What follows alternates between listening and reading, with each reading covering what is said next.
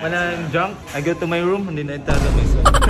Nakikita nyo naman yung balat guys, walang redness. Ibig sabihin hindi niya bububog yung balat. Takto lang yung pasok ng ink sa balat, hindi niya nadadami. Para siyang heel lang titignan kahit fresh pa lang siya.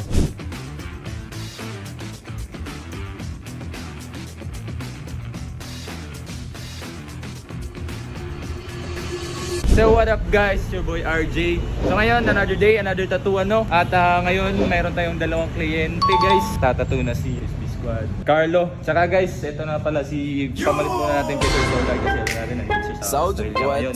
Bumabakbak siya. Sama niya yung tawa niya si Ma'am Jack Bilyones. So yan yung mga kliyente natin ngayon guys. Where are you from sir? From Portugal. Portugal. So Portugal, yung pinapagawa niya ngayon is sun. Then yung kasama ni Sir is yung kalahati ng sun. Yung ginagawa ni SB Squad Carlo.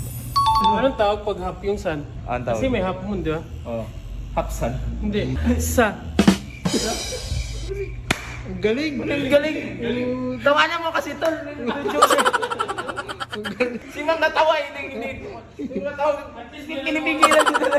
Kaya pala, introduce din natin pala yung bago nating media. Kuha din siya ngayon. Sabi niya, kung nandun daw niya ako. Okay, so isisimula na tayo, no? Kasi tinatry natin yung bagong media natin sa mga shoot niya. Sabi niya, creative. Nakikita natin yung paano yung creative approach ng videography na ginagawa na. Okay, guys, gamit natin ngayon, as usual, yung sponsor natin. Okay, products, Mami Needle, Mami Ink, soap, and then, syempre, yung makapit natin na stencil solution, no? Yun yung pinakamatinding solution na nagamit natin, na-try natin. So, simulan na natin guys, saka check nyo na lang mamaya kung final output namin sa tattoo namin.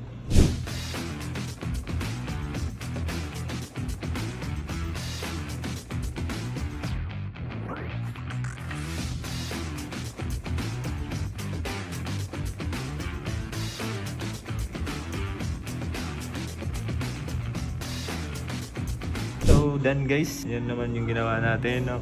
Ginamit natin na technique is whip shade. Sa ginamit natin na karayom 3RL lang Mami, yung green, sobrang fine. Kita nyo naman yung dots niya guys, sobrang fine niya. Saka nakikita nyo naman yung balat guys, walang redness. Ibig sabihin hindi niya bububog yung balat. Takto lang yung pasok ng ink sa balat na hindi niya nadadamage. Para siyang heel lang titignan kahit fresh pa lang siya. Try nyo din to guys. Ngayon, gagamitan na natin yung Mami foaming soap, panglinis natin sa tattoo para linis yung gawa natin, no? Matatanggal natin yung mga dumi, linisin natin ng maayos. Bibili natin yan sa Osos Tattoo Supply, yung Mami products. PM lang kayo guys kung gusto nyong mag-avail sa mga gamit na yan. Siyempre, ito, line, soap natin, inks natin. Tsaka meron din silang kung gusto nyo mga fine line, sobrang maliliit na piece. Meron silang 1RL, 10 gauge, tsaka 1RL guys. Sobrang nipis na nito. Pero kailangan nyo mag-ingat pag gumagamit kayo nito kasi nakakasugat na ng balat yan guys, lalo na pag maliit. Ginamit ko siya dito sa outer lines. Nakikita nyo siya guys. Sobrang nipis niya, halos gabok lang yan siya guys. Sobrang fine. Sobrang ganda gamitin.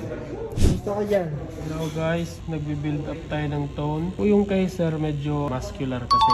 Ito naman gagawin natin. Medyo subtle lang yung gray tones niya. Hindi siya masyadong malakas yung appeal. Parang feminine pa din. Ano ba namang ginawa? Starbucks na cup.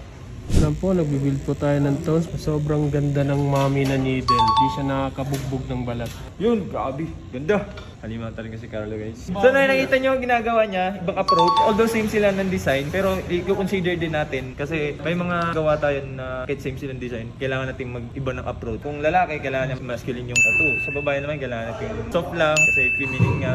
So yan, magkaiba kami ng approach, pero same sila ng design. So, yan lang, yung shade lang. When you're doing the line The here. line, it looks clean. Meron sa mga touch. I did it to myself. Walang junk. I go to my room, hindi na itattoo myself. It's first tattoo here in the Philippines. Oo, siyempre. Dami-dami na din tayo nagawa na taga-ibang bansa, no? May taga-ibang France, yung sir, taga-Portugal, may Indonesian, may Chinese. Basta, iba-ibang panig na ng mundo pumupunta sa shop natin. So kung hindi pa kayo nakapunta dito, punta na kayo dito guys. Welcome kayo dito anytime. Kahit anong design yan, anong style ng tattoo na papagawa nyo, gagawin namin yan. So ayun guys, tapos na tayo agad-agad. Tsaka, ayun, yung dalawang ginawa ni Squad Carlo. Ang liit ng Starbucks, grabe. Starbucks baka naman. So check nyo na yung final output namin guys. Sa gusto mong patato, visit lang kayo dito sa Tomas Morato, Scout Gengia sa Solo Boy Tattoo Studio.